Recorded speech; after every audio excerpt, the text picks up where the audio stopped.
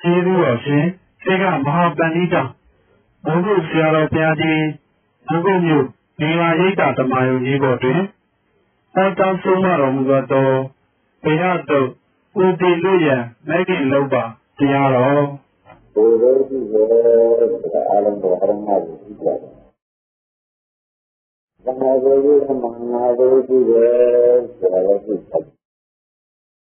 ဒီကနေ့ရေးမှာဒီလိုကြည့်တယ်ဆိုတာလည်းသိတယ်။မရဏမျိုးဆိုတာပြီးရမရှိဘူးလို့အားလုံးတော်အရမကိုဖတ်တယ်။မရဏမျိုးအပြီးရမရှိပါဘူး။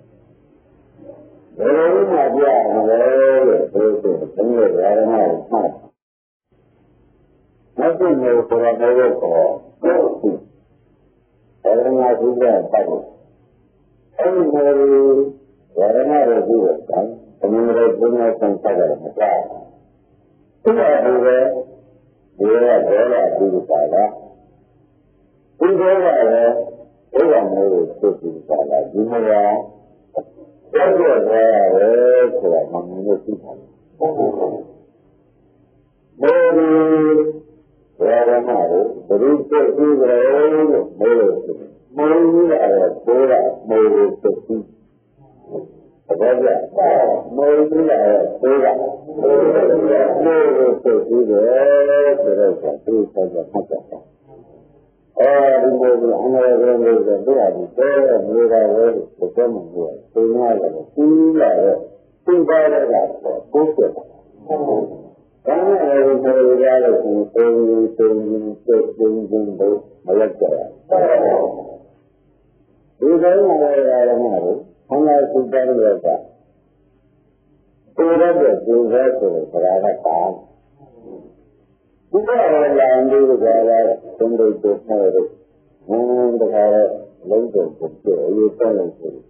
ဒီနည်းနဲ့ဒီကံရဲ့လူလာတော့ဒီပေါ်တာလေအမှန်ကိုအောင်လုပ်တယ်ဒီကိစ္စကိုကြားရတာလားဒီလိုရတဲ့ဟိုရရမှာဟိုဆိုပြီးတယ်ဒါကဒီမှာလည်းဒီရတဲ့ဒီပေါ်တာဘာလို့လဲဒီကနေ့ကိုယ်ကိုယ်နဲ့ဟိုအောင်မင်းတုံးတုံးနဲ့ပြောင်းပြီးဆုံးလို့အောင်ဘာကြိုးဆန်းစုအောင်ဘာမှမလုပ်ဘူးအဲဒီများယူလာပါလို့မလို့လက်ပေါ်ကြောက်ကြောက်တတ်ပါဘူးခန္ဓာယူလာခန္ဓာယူလာဘာမှမလုပ်ဘူးလေခန္ဓာယူလာနော်ဒီလိုရလို့ရတာအင်းဆုံးလို့မျိုးကိုအေးဖို့နာမကျမတော့အကြရပုံနဲ့ပေါ်ရတဲ့ပုံနဲ့ဒီလိုမဟုတ်ဘူးဒီကဆိုင်ရဘုံဘုံငုံနာလို့တော့မှာဆိုလို့မှန်ရတယ်မဟုတ်အပေါ်အတဲ့ဘုံမျိုးဒီရဲ့ကျမ်းစာကိုမြင်ကြည့်ပြပြီးပါလားအဲ့ဒါဆိုအောင်ကိုယ်ကိုယ်ကိုဟောဒီကနေ့ဘယ်လိုပါလဲဒါလို့ဘုရားရဟန်းကိုအဲဒီလိုကောင်းလာတော့တော့ကြောင့်လူရတယ်လူရတာမလိုက်ပါဘူးလေလို့အမေးဖြစ်တာ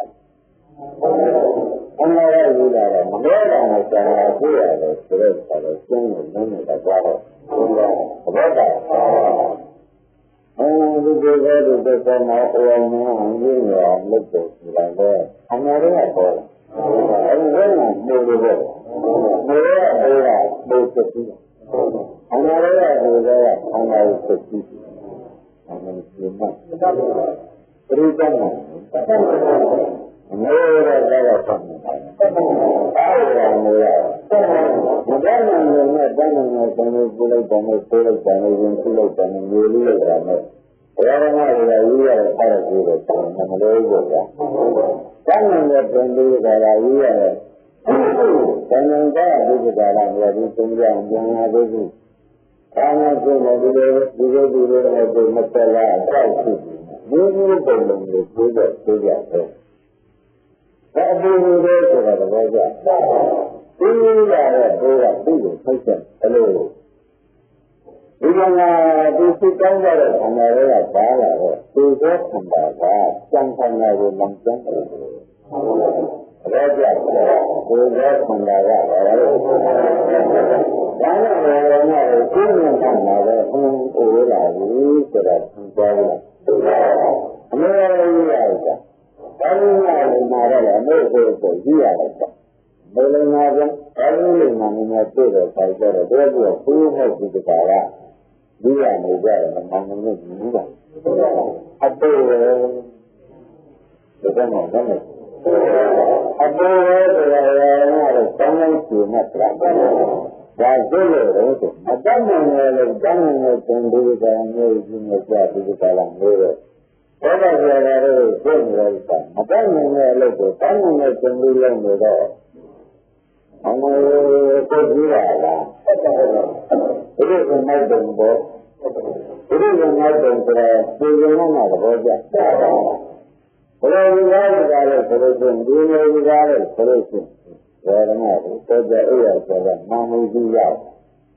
အဲ့ဒါလည်းနာရဲဆိုဘာလို့ဆိုတန်တတ်မှာသူတော်တယ်ဆိုတာကဒီတော့မှမရှိဘူးအဲ့ဒါလည်းဒီလိုမျိုးကိုပြောဆိုကြတယ်လမ်းလမ်းဆိုင်ဘုရားရဲ့ဉာဏ်ကဒီကံတော်ကပေါ်တော့အဲ့ဒါဆိုနာလို့တယ်လို့ပြောဆိုအမှန်ကျနာမာလိုက်တယ်လို့လည်းလက်ပါဘုရားကိုတန်ခါစတိုင်းမှာလိုက်ရတာကိုဒါကမှဘယ်လိုမှပါတော့ဘယ်လိုလဲဘယ်လိုလဲတော့နော်ဒါကြောင့်အမှန်စတိုင်းမှာတော့အိုးလေးတိုင်းမာလို့မြတ်ကြီးရလိုက်တဲ့ဒီကမဆန်းကြလို့ဘုရားကိုယ်ရင်းနာကိုတောင်းလာတော့တယ်ဘုရားမှာလဲတော့ဆယ်လို့ဘုရားနဲ့ဆိုတော့ဘယ်လိုလဲပြီးတော့ဘုရားရမလို့ကဒီမှာကတော့ဘုရားကပြောင်းလာရှိတယ်ဒီဘိုးအောင်ဟုတ်ပါဘူးအဲ့ဒါဆိုကြဒီမှာကတော့ဘုရားပြောင်းလာတယ်ဆိုတော့ဒီလိုကနေဒီကတည်းကပြင်တဲ့နေရာသူဒီလိုဒီလိုအပ်တာပဲဘုရားကဒီလူကြောက်ဆိုတာနည်းရမပြောင်းမှန်းအဲ့ဒါဘုရားအကြောင်းနဲ့ပုဂ္ဂိုလ်မှာဒီလိုစဉ်းစားနေတော့ပြောတယ်ဘယ်လိုစဉ်းစားကြလဲဘုရားအကြောင်းနဲ့တောင်းကောင်းတာ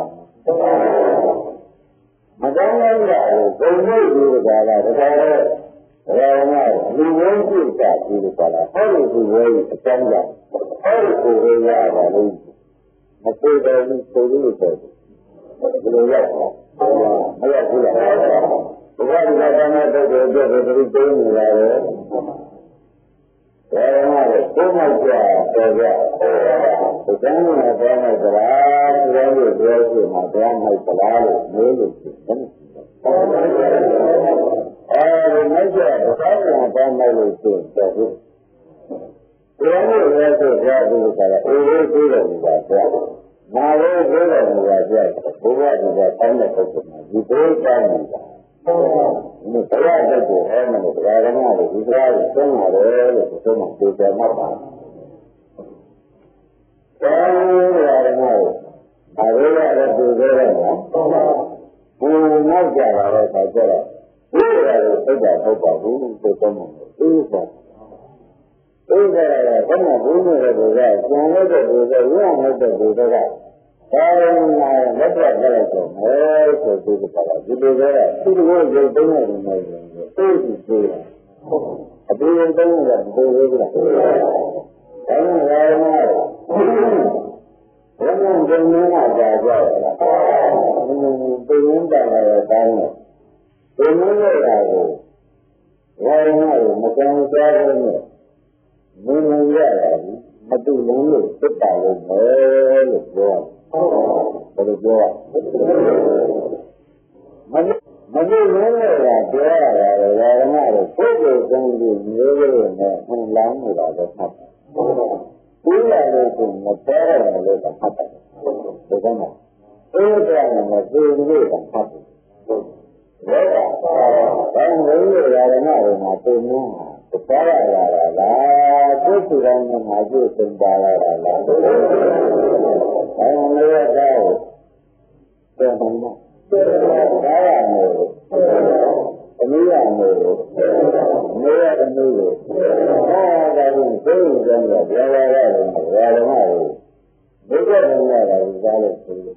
ဒီကိုယ်ရင်းလို့ဒီကြောင့်လည်းစပြီးကြတာဒီမင်းသားတို့နာမည်မှာလို့တိုက်စီဘယ်လိုလုံတာလဲမရပါဘူးဟုတ်ပါဘူးဒါမှမရနိုင်ပါဘူးမရနိုင်တဲ့ဓမ္မတွေတရားမှုတွေတရားရှာပြီးကြတာဓမ္မရအောင်ထုတ်တဲ့တရားတွေအများကြီးကစိတ်ကိုမိုက်လို့ဒီလိုဖြစ်နေအမှန်ဆုံးမိုက်တယ်အဲဒီဒေသတုတ်ကလည်းလို့ဒီရက်ဒီလိုဖြစ်တာဒီကမဆုံးဆုံးမိုက်လို့ဖြစ်တယ်ဘာမှမဟုတ်ဘူးပေါ်ပေါ်ရသင်္ကန်းပြေတာဆက်လိုက်တာဒါကြောင့်လည်းမှတ်ကြကျင်းရဒါပြင်ဘုရားတော်မှာလို့မကောင်းတဲ့သူတောင်းတော့အကျိုးကြီးပြေရတော့ဘုရားတော်မှာလို့ပြေတယ်မကောင်းတဲ့ဆိုတော့ဘုရားတောင်းတဲ့မျိုးကိုကြားဘောပါမကောင်းတဲ့ဆိုတော့တောင်းတယ်လို့တောင်းလို့ပြေရတော့မျိုးတောင်းလို့မျိုးပါအဲ့ဒါလေးက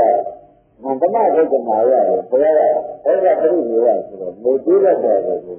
မမြတ်စေနိုင်တဲ့ဘုရားကိုရှိပါတယ်ကွာဒုက္ခပြိနေရမန္တမဒုက္ခမာရဒုက္ခဘုံကအတ္တနာရဒုက္ခဘုံမှာလည်းပုဂ္ဂိုလ်မှန်တယ်ရှိပါတယ်ဆိုတော့ဒါနဲ့ဒါလိုပုဂ္ဂိုလ်ကိုတောတဲ့ဒီကလာဒီရနာတော့ဒီရတဲ့သံဃာတော်ရာကြီးရပြီးအပူကြီးပြည်ကြတဲ့ဗလာဓမ္မတွေဟာအတ္တပฏิပံလို့ဘောကြဘာဝဲလို့ဒီစေကံပူကံကိုပြရတာလို့ဟောကိုကိုယ်ကိုပူရင်းဆိုတဲ့ဗလာဓမ္မတွေမာဝဲဝိတ္တလို့တုံးတယ်ဟုတ်နော်ဒါရတာပฏิပံကအတ္တလို့ဆိုဒုက္ခလို့ဆိုတာဘုံမှာဒုက္ခရောမှာပုဂ္ဂိုလ်မှန်တယ်နာရတာဝိမာယဒါကမြညာနဲ့ရတယ်မေဘောဂတိကစိတ်သိမ်းတဲ့လုံရင်းတဲ့မြညာနဲ့ရတယ်ဒီမှာတော့စိတ်ကြည့်တိဆံပါလို့ကဘုရားကိုဒီကမတုံးဘူးဘုရားရဲ့ဘုန်းကဘုရားရဲ့ကျေသွားပြီးတော့ဒါကအမိုက်ကြီးနဲ့ငိုကြီးငိုရတာကိုတဲ့ဒီမှာပြောရတယ်ဒီများရဲ့စိတ်စိတ်မှာပြောရတယ်ဒီလိုမလုပ်ပါဘူးဒါကဘုရားဘုမကောင်းရတယ်ဘုမကြီးနဲ့အမွေကြီးကိုသိသိရတယ်။ဘာမှမလုပ်ရတာ။ဒီတိုင်းကြည့်ရတယ်ဒီလိုကြည့်တာ။မကောင်းတာနဲ့ဆိုတော့ကိုယ်ပေါ်ရတယ်။မကောင်းတာနဲ့ဆိုတော့စိတ်ကောင်း။ကောင်းလို့ကြည့်တယ်နဲ့ပြည့်တာ။ဒီကောင်းဒီကလေးတွေလို့ဆုံးတာ။ပေါ်ကြလား။ဘာမှတော့ဒီတရားဘာလို့ပေါ်ကြ။အတုပါရုံမှာအတုတွေသိနေတာလို့မလို့သူ့လိုဆိုင်တယ်မိုးလို့ပြင်ရမ်းပြီးတော့အတုတွေသိဒါကြောင့်ဒါကိုရံလို့ဒီလိုတော်တော်ယူသိနေရပါလို့မလို့မလို့တိုင်းတာလို့ထားလို့မသိငန်းကအတုနာတော့ဘုရားဆိုတော့ဒီလိုသက်အတောင်းကောင်းတာတန်းထားလို့မပြေတိုင်းရဘူးအမှန်လို့ပြောတော့မှာဒီလိုဆရာတော်မှာတော့ပါအဲ့ဒါဒီလိုပါလားအပြောရင်းလို့ပြောချင်မဟုတ်ဘူးညာတောင်းနေဖြစ်ချင်မပြောနဲ့သူ့ကြည့်ပြီးတယ်အလားတူကဘာမှမရဘူးဘာမှမရဘူးဒီလိုကစပြီးသောတာပတိကလုံးလုံးနဲ့ကျင်တယ်ဥပဒါမလုပ်ရဘူးနော်ဥပဒါရောကသိတယ်နော်ဘုရားရဲ့ကျင်အဲ့ဒါဘုရားပြောတဲ့စကားလို့မှတ်ပါမယ်ဘုရားရှိတယ်စစကားလို့မှတ်လိုက်တာဒီစကားပါအဲ့ဒါအိမ်မှာပူလိုက်တာဆိုလိုက်တာကျမ်းရတဲ့ပါလို့လာတော့ကျင်ဩမင်းဘာမှမပူနဲ့မင်းတူတော်တူတော်မင်းဆောင်ရုံပဲလို့ကိုယ်ကိုယ်ကိုတိုးတက်တယ်ဘယ်လိုပြောလဲနော်မင်းတူတော်တူတော်မင်းကဆောင်ရုံပဲမင်းလိုက်ကြတာမင်းတော်တူရတာပဲဆိုပြီးကိုယ်ကိုယ်ကိုတိုးတက်တယ်စမ်းတာဘယ်ဆိုရဲဘယ်မှာကောင်းလို့ဆိုရရင်တုံးခုတ်ကြတာလို့ဘယ်လိုပြောလဲသဘောပါကြအောင်လာကြတယ်ဗราဏဒီလိုပြောရတယ်ဒါဆိုရဘိုးကြီးဝါရုဆိုတော့ဗราဏ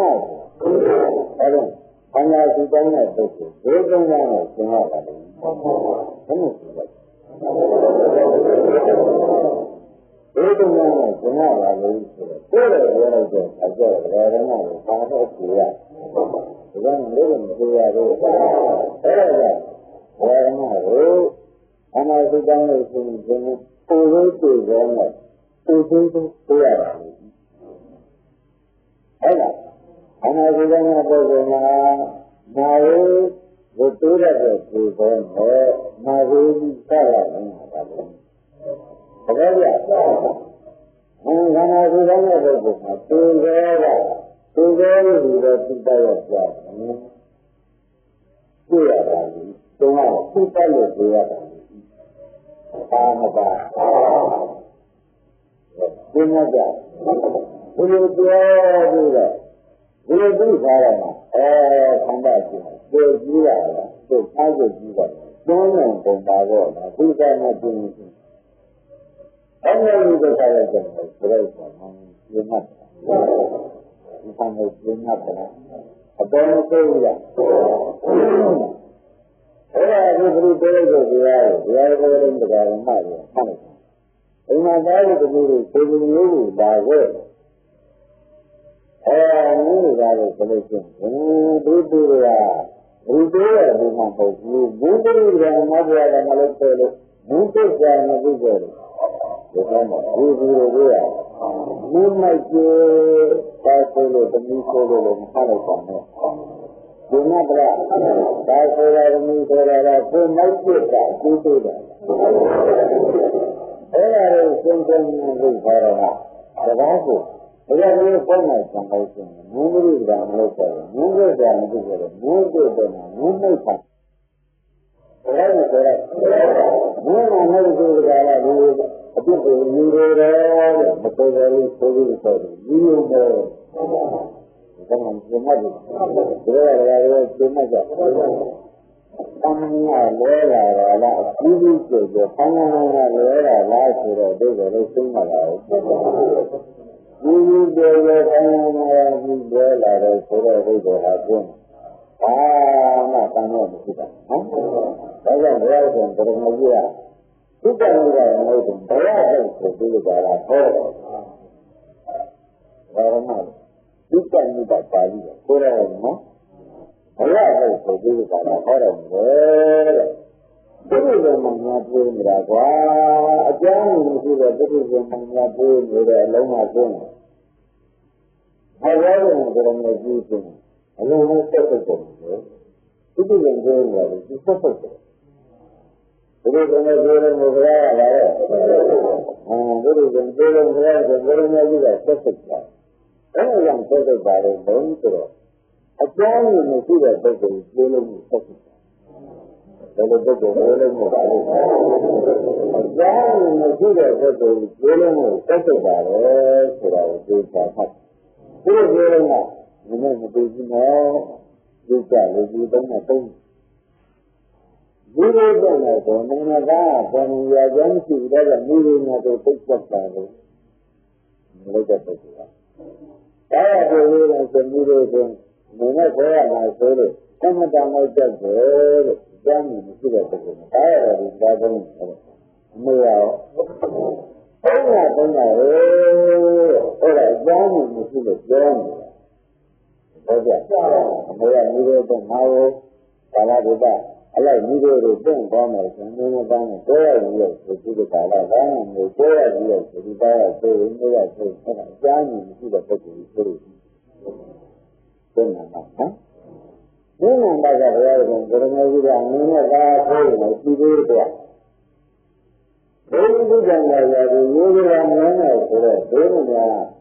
သိနေဆိုလို့ရှိရင်မင်းနဲ့ပါဘယ်ရည်ဖြစ်ပြီးကြတာဒီပြောတော့မသိရဲတော့တွေ့ရတာအမှန်တန်ကြားနေမရှိတော့ဘူး။စံပါမှုတွေ့တယ်။ဒီလိုတော့မှာပေါ့။ဘာကြ။ဘယ်လိုလဲနေမြို့တက်တဲ့ဘုံလုံးမျိုးကိုနေဆိုတော့နေရဥပ္ပရာသာရဥပ္ပရာကျိုးကြတဲ့အတွက်ဘယ်ကမှမကောင်းဒါရမယ်မကောင်းဒီလိုလိုနဲ့ကြောက်လိုက်တာဆိုပြီးကြောင်းနေရှိတဲ့ပုံနဲ့ဆယ်ကျိုးလို့ရှိတယ်။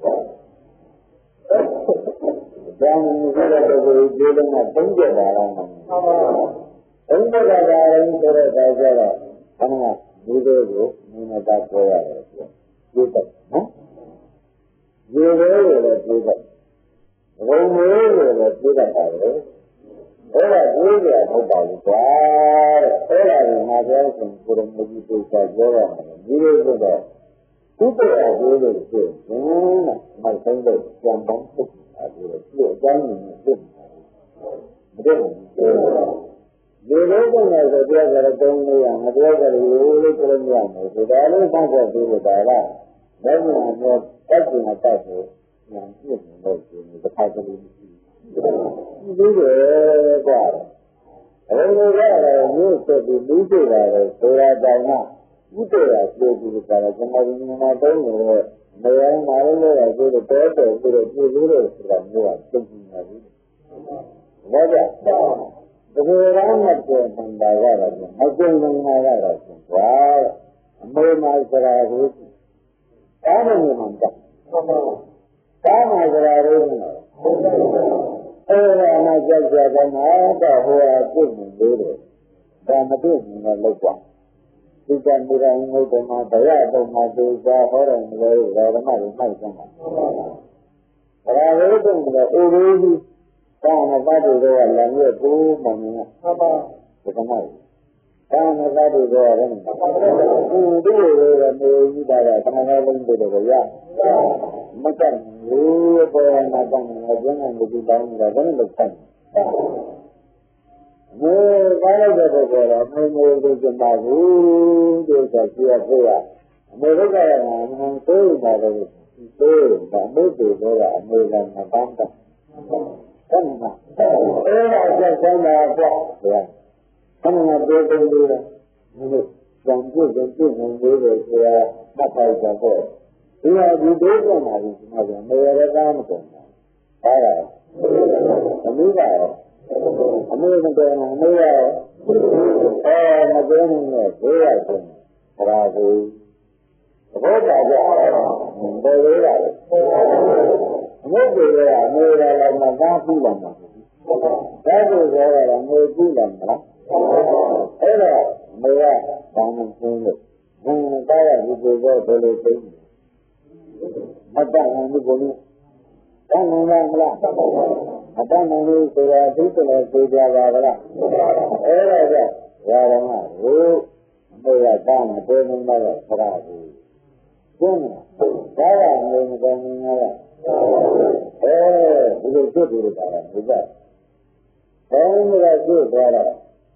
တကယ်တကယ်နေတာကသူ့တကယ်ရှိသေးတယ်ကွာဇာတိကျိုးတယ်နာရတဲ့ပြေတယ်နော်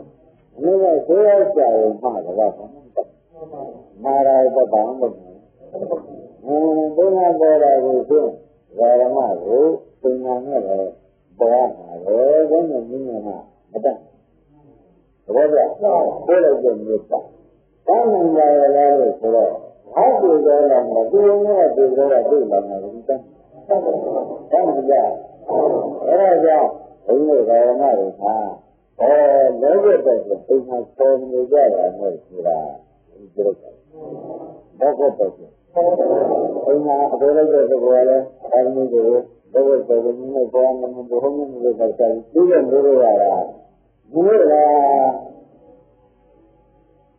ဒီလိုဆိုကြတယ်လုံသားတယ်လို့ကလေးလေးတမန်နဲ့ဆန်းနေပြီးတော့ကျွန်တော်မကျွမ်းလို့ဆုံးနေတဲ့ခါမျိုးရင်းနေတယ်ပေါ်ပြီးတော့ဒီကောင်ကမပေါ်ဘူးလားဟုတ်တယ်တဲ့တော်နေကြရတာမပေါ်ဘူးသူအကျဉ်းကတော့ဆန်းနေအဲ့ဒါကဓမ္မတော့ဒီမှာသားနဲ့နေနေလောင်းနေတာမဟုတ်ဘူးနည်းနဲ့နေနေတော့ဆိုနေတော့ရောင်းနေတာလည်းဆိုမဟုတ်တယ်ဆက်ပြောနေကြတယ်ဒုက္ခကိုရောက်တာလို့ပြောမတတ်နိုင်တာတတ်နိုင်တဲ့သဘောရောက်ပြီးတော့ပါလားမသိတဲ့ပုဂ္ဂိုလ်ကမနေနာတဲ့ပုဂ္ဂိုလ်ကပြောလို့နဲ့သုံးနေကြမှာတော့သုံးနေတာပဲသုံးနေရလားဘောပါကြဒါငါတို့ကငါလည်းမျိုးရတတ်တယ်တို့ပုဂ္ဂိုလ်ကသိတာကြဘုရားနာကိုတတ်တယ်မှာဒီများလာမှာသိနေတာပေါ့ဘောပါဘာသာမရမတို့ကဒီမရမတို့ကဒေဒေကနဲ့ဆံဝိပတ္တမေမာဒီမရမတို့ကနဲ့တာကြီးများမတတ်နိုင်လို့ဘယ်လိုပါလဲလို့သုံးရတယ်ဘုရားကိုသူ့လိုပါလားလို့တော့ဘယ်ကိုဘုရားကြီးက Nếu không cho nên người ta cả là bằng chi phí của người ta, các bạn mình đều chỉ là chỉ là để phải cho rồi. Thế cho sửa công một số đông đi lại đó. Và nhớ về là đừng ngay ra rằng lấy thì các bạn người ta không hiểu. Vậy chứ? Các bạn người ta mà đi còn vô lực. Vô lực là cho rằng thì đối với người của mình chi phí rồi nhưng mà rất khó. Và đó là chỉ đông đi cho nên chi phí rồi nó là khó lắm. Vậy chứ? Cái đó là gì? Và đó là cái đó người ta là tầm dụng. Cái đó người ta là gì? Cái đó người mang người. Cái người kia mà nó bây giờ chuyện nó không chỉ cái đó cái người không nói là cái tài đấy. Cái phải bằng một gì lớn ra là không hả? Thế là sao? Và đó là cái người gì mà phải lấy cái. Thế là cái người gì đấy cái người là gì đấy? Các cái chuyện cái người làm là gì đấy? Thế rồi chuyện cái người làm lấy của đấy cái đó là làm là và cái gì đó mà cái là thế nên là chỉ để giải bài rằng đó và nó không có ra mà chơi rằng cái con này mang đến là cô ấy là giải bài rằng đó cái chuyện này chỉ để qua rồi cái đó ác rồi và mà rồi ác rồi tôi sẽ bỏ ra cái này chỉ để cái này chỉ qua mà cái này chỉ qua cái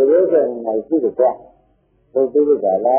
rồi và mà rồi cái này chỉ qua Mira ta con này, con này gì? Ai ăn cái này? Gì đấy? Ai cũng muốn lấy ra, và nó nói, cái gì đấy? Ai cũng muốn lấy ra, cái gì đấy? Mà đi đâu có lấy tiền mà chẳng gì? Chỉ biết là như vậy cái cái mà gì cái này cái gì? Mà cái này nó lấy ra nó có lấy tiền, đúng không? Đúng rồi, và nó nói, anh đưa lấy tiền. Anh rằng là mang dân tộc, đi lên trong chẳng được, tôi đi lên thì là gì? Mà đây là làm gì vậy? Mà cái này là làm gì?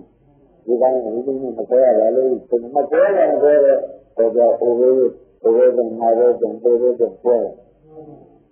Vậy à? Mà cái này là tôi là gì vậy?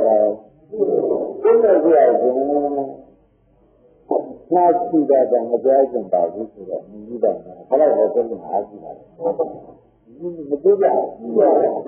know that I saw I came a guy like that, and he was like that. But the people have to do that, but I don't know them. Oh, that is not only what they can do and similarly. Before them, Malaysian and Malaysian are Malaysian are terrific.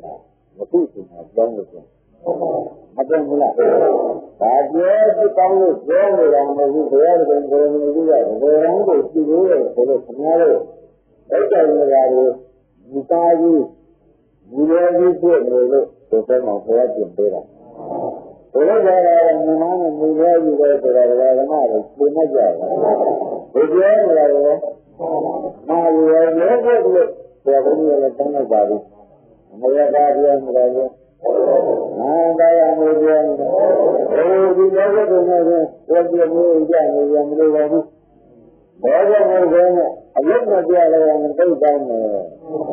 Luego muy bueno. Luego me dio a la mentira. Luego pasa de una operación con el médico. Deben que para para si tuviera para un cirujano. Sin ya digo para Rama was a broken young look, broken man, no way, 2 years the other thing. My line was the unique things can do that. You learn people like this, they love you to do that, talking with them. But I don't know what I got. I really got it, I don't know. Not a feeling of Buddhism, feeling of people that they are above. What I thought. We don't know what I would do. हमें भी हमारे सुंदर सुंदर विषय आवाज़ अच्छा चीज़ में कम ना तो तो ना सुंदर सी विषय आवाज़ तो जैसे कि हो रहा है तो जैसे सुंदर सी ना ही रहने की अभी सुंदर सी चीज़ है Rama, tomorrow, down the road, because my children by you, down the road, about my job. Somebody will not know the system, but I don't know. See that I'm a bad reason, but some job. Somebody not sympathy to that. Who will have job here? That is, my own somebody to the whatever the duration of Bangla, or younger, of course, or a thing of the Adilare. I think we will take that a lot of more. My children are better, every language, better, over. And I see a language, some news are standing with them, who now to look at it. I can observe and the other thing, who now to put there and the other. And I see a language, who now to put there. And I knew a language, who now to make something. What are the other? Why am I the family and man and the family? I'm going to keep it a man of how much I am. This is what I have. I really have a man of something. Yeah, I'm young. All that in the right amount. But then we are in the borders, never are there. Never is there. I do very jolly. I know it is very jolly. I don't know yet. It's jolly. Very jolly. Living with good. Now we have to look at that. Allow that. I'm going to no worries from there. Only matters that I don't mean and with it. No river. Live here. I'm not. No river land. What are in the land? Like this. It's in there. I feel Thank you, Daddy. Well, now I do not know what I do. You know, I do not know. I do not know. You do it everything. Where are you? What's that? What is that? Where are you? Do not do it. That's a good thing. I don't know what to do not do it. That's a good thing. Where am I? Who will not do such a reality? Do not do such a reality. Who will not do such a reality? Do not do the certain thing that follows. Every other follows. What I got? Oh, I didn't write them out. Living in the life that is in the reality for everybody. I'm not going to get on every day. There I went rather than bring it to that. Then I'm a pastor. You know, I'm not out of a mouth. Most of you is that. The old humanizing, the business is that. Many others are listening. I do have a situation. Nothing we are focused on. Then I'm a pastor. Most of you are information. Most of you are more than I am material situation. Nothing we are focused on. What are do you know where I'm at? How am I my solution? How can I do it? No, my solution. I don't mean that. We mustn't do a little bit. Where am I? How much do you have? If I'm not out, if I'm not going to make it to it, then I'm going to move on. What I was to it. When I do learn something, make it better. It's too much. It's too much. You let me get that. If I don't have a linear thing, but I'm going to do my who never let you. You don't do the power. The parents say, you not let you. Like that. Never let you go out. You're doing that. Another one. How do you do that? How do you do that? How do you do that? Do that. Never never. Never have to do negative. I know something negative. I will bring out a prayer tomorrow. Maybe when I start and go to Brahmin, you do. But I'm not a prayer, I will know. Moving a father and Brahma family, young people, moving a father, who's the family? The one of the the good idea. We know a father. လို့လားလို့ကြားရလို့ဆိုလောဘတော့ဘောကြအမေရဲ့စက်ကိုရာသူ့ကိုဘယ်လိုများစိတ်ထားနေမလို့ဘောလို့ခေါ်တော့ဒီကမှာဘာမှမယုံနဲ့နော်ဒီလိုလားမယုံဘူးမယုံမှမှန်ပါတယ်မလို့ယုံမှားတယ်နဲ့ဆိုတော့ဘောကြယုံလို့ကြယုံပါပြမယုံလို့ရှိရင်ခင်ဗျားတို့လို့ယုံပါပြမယုံ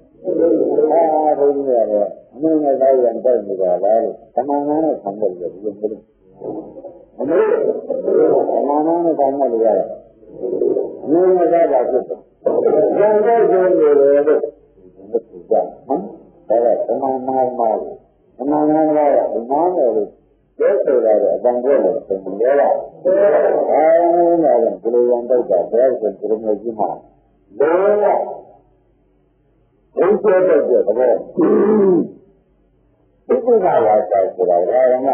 သောတာပန်ဖြစ်ကြတာပေါ်ခဲ့တာဘောကြသောတာပန်ဖြစ်ရတဲ့ပေါ်ခဲ့တာကဘုရားရဲ့မြတ်ပြဘုန်းနဲ့ပါပါဘောကြသူများတွေကဗမာနာနဲ့ဆံလို့ဆံလို့ဆိုလို့သင်ကငတ်ပါတယ်အမှန်ကျင်းဘောကြကဒီဒီကမှာသက်သက်တာအဲဒီလိုကငါးပါးဒီလာကိုပုံပုံရတယ်ဆိုတော့ဘောဒီစံမှန်တယ်ဒါရတဲ့ကိုယ်ကြီးကဗမာနာနဲ့တော့ဘုံတုတ်တယ်နော်ဉာဏ်နဲ့တော့လို့ရှိရင်အာရုံနဲ့လည်းဆိုတော့ဒါမှမဟုတ်လည်းမဟုတ်သိတာလေးကပုဂ္ဂိုလ်ရလားမင်းရလားလို့လို့ရှိရင်မေးတာကဘယ်မှာမှမရမပြောပါမလားဘူးဒီလိုမျိုးကဘယ်မှာမင်းရလားလို့ဘယ်မှာမှမရဗျာဘယ်မှာမင်းလို့ရှိရင်သူရောမှန်တယ်လို့ပြောပါဘယ်မှာမှမှန်တယ်လို့ရှိရင်သူရောမှန်တယ်လို့ပြောပါအလကားရဲ့ဘုရားကိုပေါ်နေတာနဲ့ဆိုတာဒီလိုမေတ္တာရဲ့သမာဓိဆိုလို့ရှိရင်သူရောမှန်တယ်ကြားတယ်ဓမ္မကိုသင်ပေးကြတာကြားပေးကြတာစိုက်ကြံပေးတာဆိုရကြလားဒါကြောင့်ဘောဝတ်ကိုကျင်းရေတော်ကိုကြည့်ပြီးပတ်သိမ်းလို့ချိန်နဲ့ရောက်တာမြတ်ကြီးလားဘုပေါ်ရောက်လားဘောရလို့ကျင်းနေဓမ္မကိုဘုရားကဘယ်လိုရဲ့ကျင်းမှာပါကုန်လို့ကျင်းတယ်ဘုရားမြင်မှာဗျာမျိုးကြည့်နေတယ်ဘာမှမပြတ်ဘူးလို့အတူတူကိုရင်းပြီးကြတာအမေကဘာပြောနေတာကားရမိတ်ဆွေနဲ့အလုပ်ကိုဘယ်လိုဟောပြကြမှာကွာအဲ့ဒါပဲကြည့်ကြတော့ငါဘုရားကဘာတင်ကာလပါရင်သူကြီးလို့ရတယ်ဘာလို့ညံ့နေအမှန်ကိုကြည့်တယ်ဒီကလေးဝင်နေတယ်ကွာဟုတ်ကြမဟုတ်ဘူးလားဒါရမလို့ဒီကနေ့ကမို့တယ်မှာမဟုတ်ဘူးလားလေဆိုတာကောင်းရှင်းမှာဒါကြောင့်ဒါရမဘယ်နည်းလို့ပြောလို့ပါလဲမေရတာကြီးရခြင်းလို့တကယ်တမ်းဖြစ်တယ်တကယ်တမ်းကျင်လာပါတယ်ဆိုလို့ရှိရင်မေရပါလို့ရတယ်ဒါလည်းဘယ်လိုပုံစံလဲငါကဟိုအေးမြတ်တိုင်းနေပါတယ်လို့ဘယ်လိုပုံစံလဲသတ်သိမ်းပြီးတကားလားဒါလည်းပဲပြောရမယ်လို့ပေါ့နော်တကယ်တမ်းကျင်လာရောမှန်တယ်ပေါ့ဒါလို့ရတယ်လည်းခိုင်းရမယ်တိုက်တွန်းရမယ်ဆိုတာကိုဒါရမလို့သူကမှသဘောကျတယ်ကျမ်းမလားဒါကြောင့်ဒါရမလို့ဘုရားလေးရပါတယ်ဆိုတာလည်းသိရတယ်မိုက်ကိုမလုပ်ကြဘူးမိုက်ကိုတက်တယ်ကလည်းမမြင်ဒါရမလို့ဒါလည်းကျမေရတာကျင်းနေဘုံသားရမေကျင်းနေအားရရမယ်ဒီမိုက်တဲ့ပြောတဲ့ကရမကြီးဒါရမလို့ကျင်းနေသူကျင်းလာဘုရားကသရိယာသရိယာသုံးပါလားဘာဘဝပြင်းလာတာလဲနောက်ဆိုမျိုးတွေဆိုဘာဘဝပြင်းလာဆိုတော့နာမဲ့ကိုနာမှာပြင်းမလားနောက်ဆိုမျိုးတွေကျန်နေလို့ဆိုတော့နာမဲ့ကိုနာမှာသူတို့ဆိုတယ်ဒါကြောင့်ဘုရားတဲ့သရိယာငါဘဝပြင်းဖြစ်မှာပေါ့ဒီကနေ့နောက်ဆိုမျိုးတွေမျိုးတွေကညာတတ်တဲ့သရိယာရှိနောက်ဆိုမျိုးတွေတော့မဲ့ကိုရှင်းပေါ့အလားလားဒီကနေ့လောကထဲမှာရှိတဲ့ပုဂ္ဂိုလ်တွေကကိုယ်မျိုးကြီးနေတဲ့ပတ်သိမ်းအောင်လောကရဲ့ပရိယံဆိုပြီးလောကကြီးတဲ့မှာအမှုတရားဒါကြလည်းအရင်ကကိုကျင်းနေတဲ့အကြောင်းကိုလည်းကျင်းနေတဲ့အကျင့်ကိုလည်းအကျင့်နဲ့ဆိုပြီးလောကရဲ့ပရိယံကိုလည်းအောင်မလားဒါကြောင့် Sriya Tumba Sura, the Boja, Bogata Sriya, Nyadata Sriya, Bogata. Sriya Tumba Sura, the Demon, the Boja. Sriya Sriya, Sriya Vivara Nura, Mamgata. Never, Samaya. Maya, Varana, the Veran Canary. That's why you know you are good and yes, you see Germany like it. Pura you did it. I do not mind the reality of that. Samaria, some of the music, some of the news, some of the good and the answer. Who is it? You don't get it. I don't get it. I think I get it right. And yes, I look for a few hours. I think we are to the only mention we got it. I think I think the way on the bar is there and the lecture on the channel. The only about you, the thing you are doing. What are they? They are not power at the channel. Oh, they don't. They are not the only mention. I do that. So the thing. Tomorrow, journey the bar and move to the journey of the children is there. Tomorrow. The channel. Maya is another to try to get that is a silly use of that. And the thing is that they are not very much. They are not doing anything. Who don't do that? Would I do that? The thing that I couldn't do. Couldn't do better about it. You do that in Barret. Those are the other young tomorrow. What is the compared to doing the food that I don't tell her that I do good. Oh, yeah, we are just I'm really that good. I do that. I will have my food. We are just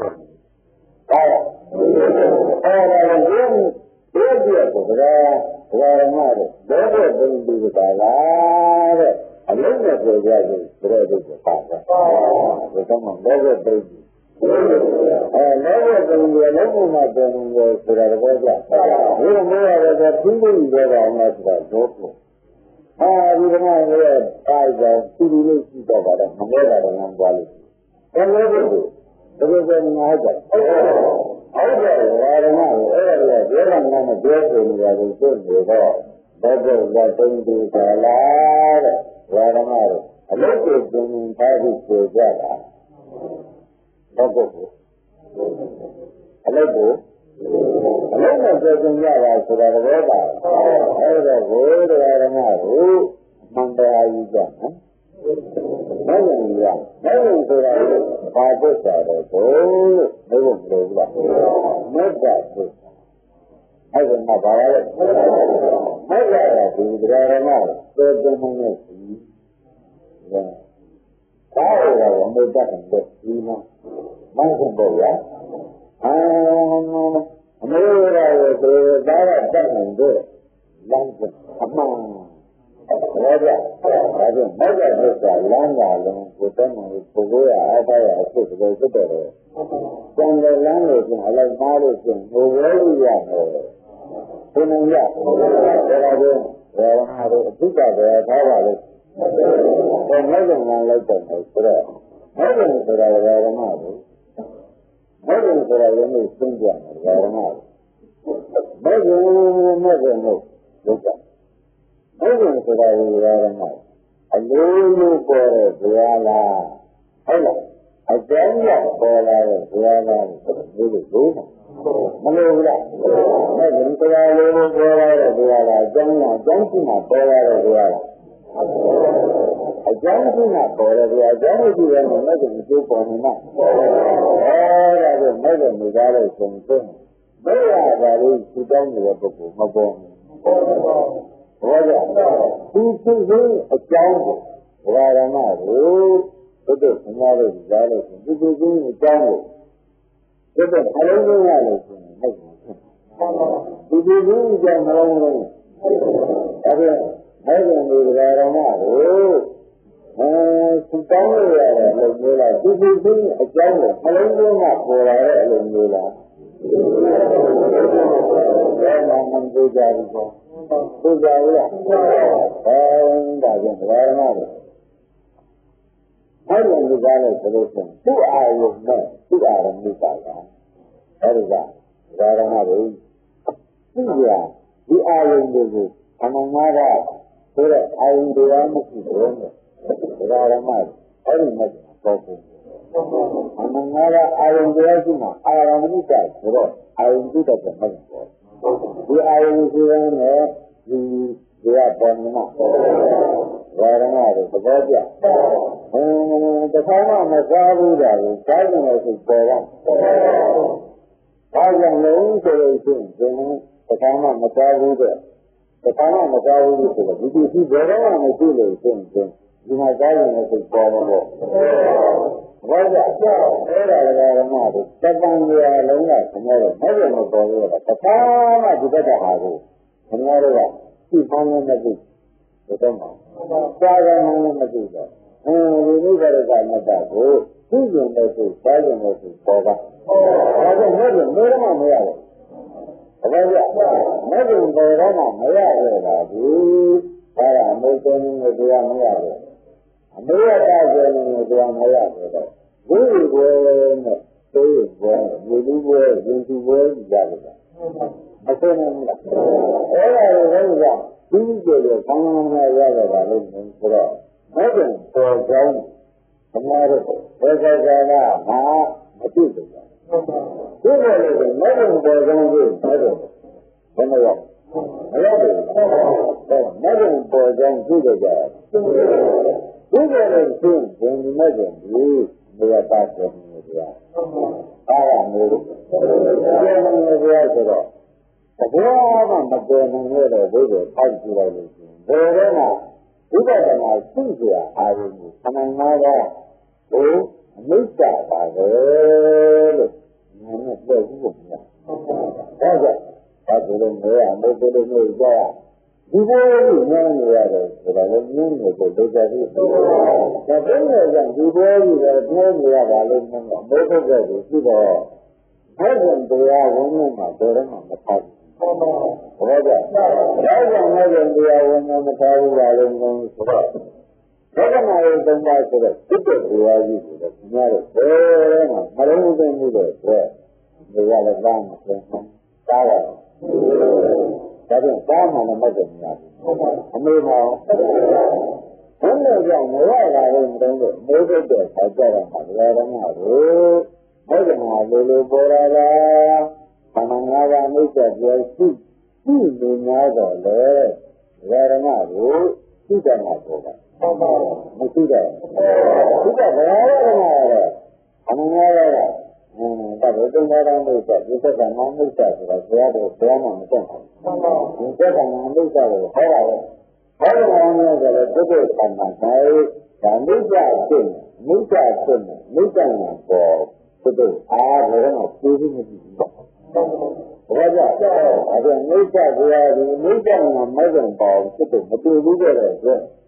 သတ္တန်ရာလုံးကမေးဘွယ်နဲ့သတ်သိဘူးဘာကြောင့်ဒါနဲ့သတ်သိတယ်ဒီမလားဘာလို့ဒီလိုအောင်မလို့ဖြစ်တယ်အများရပြောနေကြတာကတော့အမှန်ပြောကြတယ်ဒီကျင်းကြောင်းသုတ်တုတ်ဆိုပြောကြတယ်ဒီကျင်းကြောင်းမှာပဲဒီများတော့ဒီစိတ်ကပေါ်ရက်တဲ့ပုံစံကိုပြောလို့ဒီပါမှာဘာလဲဒီတော့နဲ့ကမလုပ်ကြဘူးမလုပ်ကြဒီများရဲ့ပုံစံကိုလည်းကြားရတယ်ဘာလို့ထားရမလဲဘာပါလဲဒါလည်းကြလို့ပိုးရဆိုအားထားရစစ်စစ်ကိုလေးသတ်သိမ်းတယ်ဘုရားသိလားဒါကလေးအလိုလိုပေါ်လားကြောက်ရှိမှာပေါ့နော်သူကြောက်နေမှာသူကားတဲ့ပုံစံပေါ်ပါတယ်။ဒါကြောင့်ဒီအာရမတွေသူကအာယုသူကအာရမိတာဟုတ်။ဒါပါလေ။အာယုသူကအာရမိတာပေါ့။ဒါကြအာယုသူအာယုအာရမကိုဒီဘက်ကအာယုကိုဘုရားကသိအောင်ပြောထားတယ်အလုံးလေး။ဆရာကအာယုကိုယူတယ်။ဘုရားအာယုကိုမှန်မှန်ကန်ကန်ပြောဖို့ယူတယ်။ဆရာကဘုရားကလည်းအာယုကိုဆရာကမှန်မှန်ကန်ကန်သိတဲ့ကိုပြောလို့ယူတယ်။ဘုရားတရားကိုယူတယ်ဆရာကကြားတယ်ကိုပြောလို့ယူတယ် ဒီမှာကျင်းတာမကရာဓမ္မတွေဘုန်းကြီးလေးပါလာလို့ကြားရဘူးမိတ်ဆက်ကြည့်ရတယ်မိတ်ဆက်လို့ကြားရတယ်ကဘုရားကြီးအရေးဘုန်းကြီးကြီးလေးဘာကြကြားရတယ်ကသမားတို့ကပြောတယ်ရေးရတယ်ဘုန်းရာဓမ္မတွေကြီးဘာကြအဲ့ဒါကိုရိုးသိရတော့သိကြဘုရားကျင့်လာတာကဒါကိုကြားလို့ပေါ့ဒါကိုကြားလို့ကျင့်လာတယ်ဘုရားတို့ကဒီကဒီလိုကြားလို့ဆိုငါကျဲလို့နေမယ်ဆိုလို့ကျင့်လို့ရရဘုရားဉာဏ်ကဘုရားကြားတဲ့ကိုလည်းရတယ်မဆရာကြားတဲ့ကိုလည်းလို့ကျင့်တာရမယ်ဆိုဒီနေ့ကခဏလေးရတာမယ်ဒါရမယ်ကျင့်ဉာဏ်ရတာကိုဘယ်လိုပါကြဒါကြောင့်ဘုရားဓမ္မတို့ဘုရားကငါးပါးလို့ကိုပွင့်ပါတော့လို့ဘုရားဘုရားရဲ့စေတင်နေပေါ့ဘယ်လိုလဲဆိုတော့ဒီမှာတော့ဒီကြရတော့ခေါ်တဲ့ပုဂ္ဂိုလ်ဖြစ်တယ်ဒီကြရတော့မလဲတဲ့ပုဂ္ဂိုလ်ကိုဘုရားဒီနေ့ဘုရားကဘုရားကိုပွင့်သွားတာလေဒီမှာပေါ်လုံးနဲ့ညပွင့်သွားတယ်အဲဒီလိုကျမ်းနေတယ်ဆိုမဟုတ်တဲ့ကျမ်းနေတာဘယ်လိုလဲဒီကျမ်းနေဒီမှာဒီတရားကလည်းလူမနေရဘူးတရားဓမ္မတွေမဟုတ်တယ်အသိကျမ်းတော့ကျမ်းနေတာနဲ့နေရမလို့နေရနေနေရကျမ်းနေတာနဲ့နေရဒီတော့ခင်ဗျာမပြောရင်ဒါနဲ့နေရဘာကြနေနေရမယ်ဆိုတာကဓမ္မတွေတောင်းကုန်ရှိမှဒါဒါကြောင့်အမှန်ငါးပါးဟာဓမ္မတွေအပြောခံတာမှာကအကျိုးမိတ်တာကြီးအပြောအကျိုးရအပြောရမရှိရအဲဒီလိုခေါ်ကြဝေဒနာဒုက္ခရာဘုရားမှာအပြောခံတာမှာကဆိုတာပြောတဲ့ကောဆိုအမှန်ငါးပါးလို့ပြောတာပဲတကယ်ရှိတာကကျမိတ်တာတရားလို့ပြောတာဟောလိုက်တော့ပြောရှိလို့ပြောမာရရရဲ့ဆိုရှင်ဒီလိုဘုန်းကြီးနဲ့ပုဂ္ဂိုလ်တွေဆိုလို့ကျင့်အတိကိုဒီဘက်ကအတိအားပါတယ်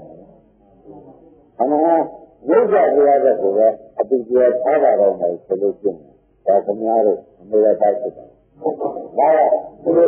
အမေဆိုလို့ရုပ်ကြတဲ့ဒုက္ခမင်းတယ်ဆိုတာသိကြလားဒါကနာရဘုရားတို့တောက်ကြည့်ကြတာအမျိုးမျိုးပုံစံတက်တော့ဒီကကမြင်နာတယ်မဖြစ်ဘူးဒီကနေ့ဒီလိုမျိုးရရင်ဒီဆရာမပြဘုရားပြတယ်ဘုရားတော့ခင်ဗျားတို့ကဉာဏ်ရင်းနဲ့ပြောတယ်ဆိုရင်ဉာဏ်ဒီလိုအားလို့သုံးလို့ဉာဏ်တော့တကယ်ကဒီလိုလိုဉာဏ်မှာတော့ဘယ်လိုလဲဉာဏ်သုံးတာကကိုယ်ကိုယ်ဒါကြောင့်ကိုကြနေတာဒီကသူ့ကြီးကြီးနဲ့ကြာမှာဆိုအားလုံးနဲ့သိတဲ့သုံးနေတာပဲလို့ဆိုတာဒါလို့တော့မကြတော့ဘူးဘယ်တော့ကြာကြဒါကြောင့်ငါးပါးတို့အလုတ်ကိုပဲပြကြပါဘူးအလုတ်ကမရှိလို့ကြာတာလားမသိလို့ကြာဒီလိုဆက်ပါဒီကကျင်းဆက်လိုက်တဲ့အခါကျတော့မရှိလို့ကြာတာလားမသိလို့ကြာရောမတ္တရာရဏကိုကောင်းကောင်းကျင့်ရပါလားမရှိလို့မသိလို့ဒါဖြင့်အဲဒီမသိတဲ့ကာလပတ်လုံးကျင့်မမအမေရိကန်ကိုဒါနဲ့မကန်နိုင်တဲ့ပတ်စံဒါကလည်းမြေကြဒါရင်တရားမှလို့အဲ့ဒါလည်းမကမှာတော့တုံးနေကြရမှုကိုဆိုတဲ့ဒီကအမှန်မှာကဘုရားအပြောအကြည့်ရတာမဟုတ်လားအမှန်မှာကအကြည့်ရအဲ့ဒါဓမ္မတွေကသိလို့ကြားကြတယ်မိစ္ဆာပဲသိနားနဲ့ပြောဒါကြောင့်ဘောရရဲ့ဒါကြောင့်မိစ္ဆာကိုပြဘုရားတောင်းပြတာမိစ္ဆာလည်းပြောတယ်ဘုရားဓမ္မတောင်းမိစ္ဆာမဟုတ်တာမိစ္ဆာမသိတာကိုသိတာကိုပြရဖို့ကဆရာဓမ္မနဲ့ဘုရားတောင်းဘာကြောင့်ဘာမိစ္ဆာတဲ့ကိုပြောတယ်ကတော့ဒီလိုလည်းကြောင်းဆိုတော့ဘုရားနဲ့ကိုဆိုလို့ရှိရင်ရာဓမ္မတွေဒီလိုကကြီးပေါက်တဲ့ခါတော့ဆိုတော့ဘာမှမင်းတို့ဘယ်လိုလဲပါဘူးဘယ်လိုလဲဒါရင်တော့ရာဓမ္မကိုမြတ်ကြဆိုတာဒီဝိညာဉ်နဲ့နှိစ္စံ ဝိညာဏံစိတ်ရှိလို့ဒီအနိစ္စမိစ္ဆာတယ်မဲ့ဝိညာဉ်ပြောပြီးဟုတ်ဝိညာဏဝိညာဉ်မိစ္ဆာမိစ္ဆာတယ်ဆိုတော့ဝိညာဏဝိညာဉ်မိစ္ဆာမိစ္ဆာတယ်ဝိညာဏမတ္တဝိညာဏမတ္တစိတ်ရှိလို့ရတာလေမိစ္ဆာကမတ္တပဲလို့ဓမ္မတော့မသိနိုင်ကြဘူးအဲဒီပေါ်လာတဲ့စိတ်ရှိလို့ဘယ်စိတ်ပေါ်လဲလို့ဆိုတာကိုဒီလိုကြည့်ရမယ်ဘယ်စိတ်ကြွားတယ်ဆိုတာကိုဒီရတဲ့အခါကျတော့စိတ်ကိုလည်းကြည့်တယ်သောတာကိုလည်းကြည့်တယ်ဘာလို့စိတ်ကိုလည်းသောတာကိုလည်းဒါကြောင့်ဓမ္မတို့ဒီစိတ်ကိုဒီပေါ်လာကိုလည်းကြည့်ရမှာကြောက်တာဘောတာကြည့်ရမယ်လို့ဆိုခါကြတာပေါ်လာကိုလည်းကြည့်ရမယ်ကြောက်တာကိုလည်းကြည့်ရမယ်ဆိုတော့ဓမ္မတို့ကြောင်နေမှာဆိုတော့ပေါ်လဲပေါ်သွားလို့ဒီလိုမရှိဘူးဆိုတာလို့သိကြပေါ်လဲပေါ်သွားလို့ဒီလိုမရှိဘာကြောင့်လဲဘယ်လိုမှမရှင်းပြတဲ့ခါကျတော့ဓမ္မတို့သိသိသိရတာတော်တော်ကြီးမှာလို့အသိသက်တယ်ဘုရားရဲ့ဓမ္မနဲ့ဇရမဇန်ကိုသံဃာညလာပြီးဒီဓမ္မတို့သိရမှာတရားတော်မှာလည်းအဲ့ဒီလိုပြောဘယ်တော့မှလာတော့အင်းအောင်ပုံနဲ့အဲ့ဒီလိုဒီမှာမှမကြည့်ဘူးဒီမှာမှမကြည့်ဘူးအဲ့ဒီကြတော့ဒီကမျိုးတွေကဖတ်တဲ့တော့သုံးပြီးကြတယ်ဘာမှမပြောရတော့ဘူးဒါတော့ဘယ်လိုမှမမလုံးတော့သုံးရတယ်ခိုက်ကြတော့ဒီညမှာမှတ်တယ်မသုံးနိုင်ဘူးအခုလည်းမရှိဘူးဘာကြောင့်အဲ့လိုအဲ့ဒီတော့အဲ့ဒါမနဲ့ကြတာမသိဘူး။ဘယ်လိုလဲတဲ့ဓမ္မလို့ကမှပေါ်တဲ့ဓမ္မဆိုလို့ရသူကဒီစိတ်ကိုသိတာ။သူကဒီသိသွားတာ။ဒီဖတ်ကြည့်လို့ကမကြည့်နေမှာလည်းသိ။အဲ့ဒီလိုတော့ဆင်းအိတ်လည်းအိတ်ပေါ်တော့အဲ့လို